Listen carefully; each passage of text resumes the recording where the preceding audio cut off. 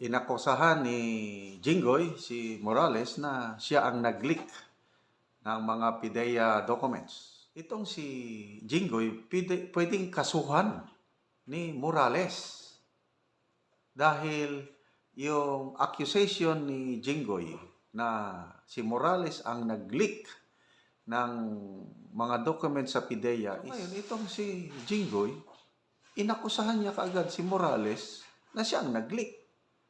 So, nasisira ang reputation ni Morales. Ito nga mga kababayan, bago natin ituloy ang video na ito, kung bago ka lang sa aking YouTube channel baka pwede makahingi ng like at subscribe at click mo na rin ang notification bell para updated ka sa aking nilalabas na bagong video. Salamat po. Magandang araw mga kaibigan. Pag-usapan natin ngayon yung tungkol sa nangyari kay ex-PDEA agent Jonathan Morales at itong si Senator Jinggoy Estrada. So, inakusahan ni Jinggoy si Morales na siya ang nag-leak ng mga PIDEA documents. So, labanan na ito ng karakter ng dalawang tao. Ang isa, accused. Kasi maraming na-file na kaso. Kaya lang wala pang conviction.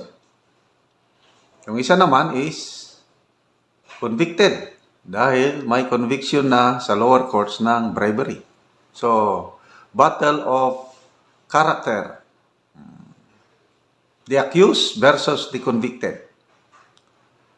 So, nanood ako sa live stream ni Maharlika ngayon na nabanggit ni Maharlika na itong si Jinggoy pwedeng kasuhan ni Morales dahil yung accusation ni Jinggoy na si Morales ang nag-leak ng mga documents sa PIDEA is very damaging.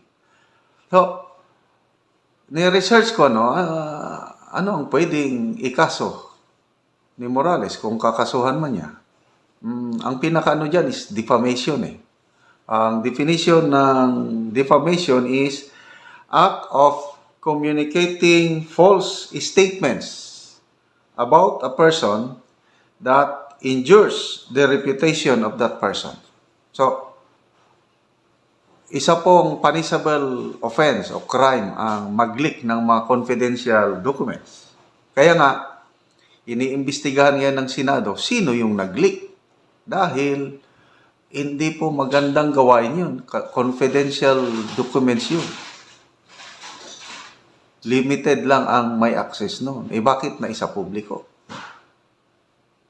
So ngayon, itong si Jinggoy, inakusahan niya kaagad si Morales na siya ang nag-leak.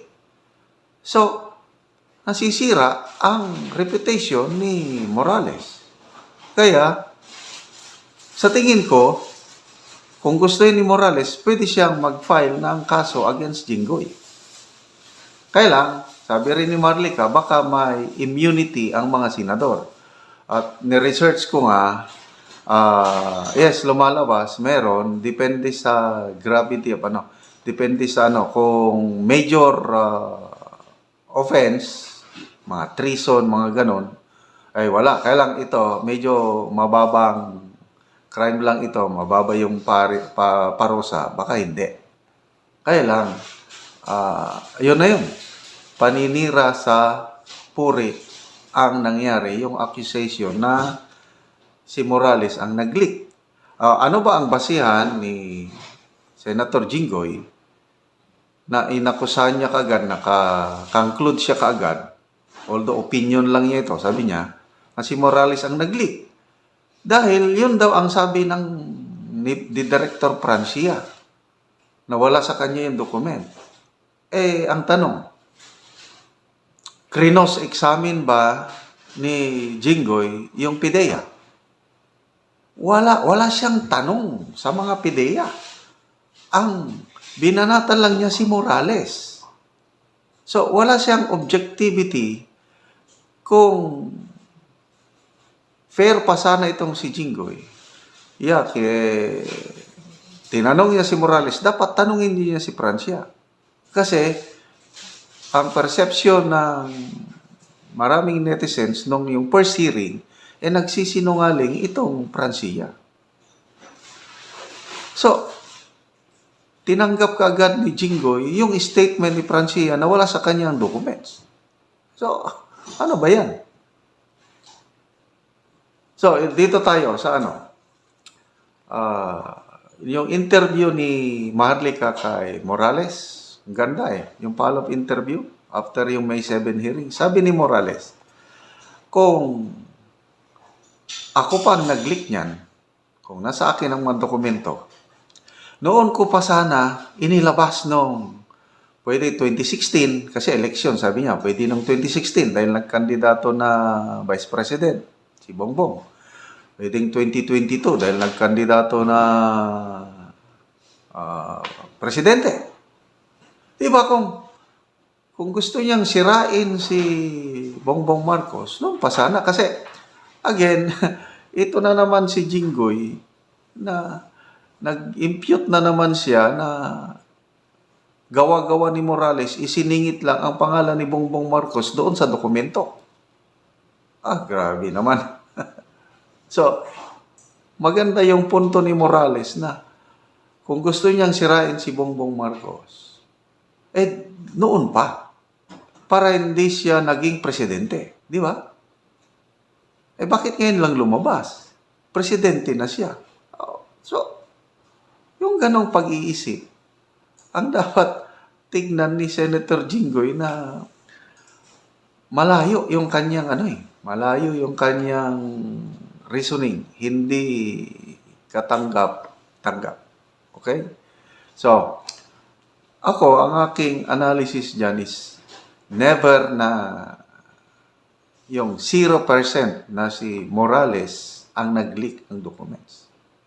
Tanong, anong mapapala ni Morales kung siya ang nag-leak?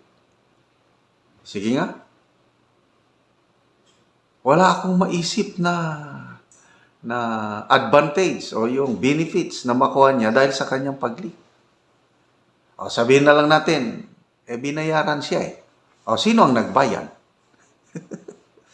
Sino ang magbabayad? So, wala akong makitang motibo ni Jonathan Morales na i-leak niya yung documents na yun dahil itong paglabas ng dokumento na yan, nagiging biktima na si Agent Morales. Yung buhay niya, na noon, medyo marami na siyang problema dahil maraming kasong kinakaharap. Ngayon, nadagdagan dahil sa leaked documents na yan. Yung buhay niya, alanganin na, delikado na. Kaya salamat na lang sa Senate at binigyan siya ng proteksyon. Naibulgar, yung May 7 hearing na mayroong pumipigil sa kanya na kung ituloy niyang pag-attend sa mga hearing, baka papatayin siya. So, ito na yung naani ni Morales dahil sa pag-leak ng documents. Bakit niya gugustuhin i-leak na magugulo ang buhay niya? So, wala talagang katuturan itong accusation ni Jinggoy Estrada na si Morales ang nag-leak sa mga documents. Anyway, dito ako sumaludo, napabilib ng gusto kay Morales, yung ayaw niyang sabihin, yung identity ng informant niya. Kahit yung kasarian lang, ayaw niya sabihin kung babae o lalaki. Halintulad ko, itong si Morales, kay Eric, nung pinatawag siya sa Kongreso at pinipilit, pinupursa siya na sabihin yung kanyang informant sa Kongreso, yung nagsabi ba yung alleged 1.8 billion travel expenses ng Speaker of the House. Ayaw niyang sabihin. So, prinoteksyonan ni Eric yung kanyang informant. Ito rin si Morales, may prinsipyo. So parehas na ito. Magandang magpartner itong si Ka Eric at saka si Morales. May prinsipyo. Talagang pinanindigan yung confidentiality ng identity ng kanyang informant. Ang masakit niyan, baka biglang lilitaw. O si Maharlika, may pagkakakilanlan na siya eh. Nagtrabaho daw sa gun store at anak-anakan ni Maricel Soriano. So, watch out, Senator Jinggoy. Baka one of these days, sa mga Senate hearing, lalabas, magpapakita na yung confidential informant at siya ang magpatotoo yung mga nakita niya o yung mga pictures na pinakita niya, siya ang magpapatotoo. Ano ngayon? Isiningit lang ang pangalan ni Bongbong Marcos. Tingnan natin. Kaya kaabang-abang ito. Marami pang isasambulat na mga ebidensya sa mga susunod na hearing.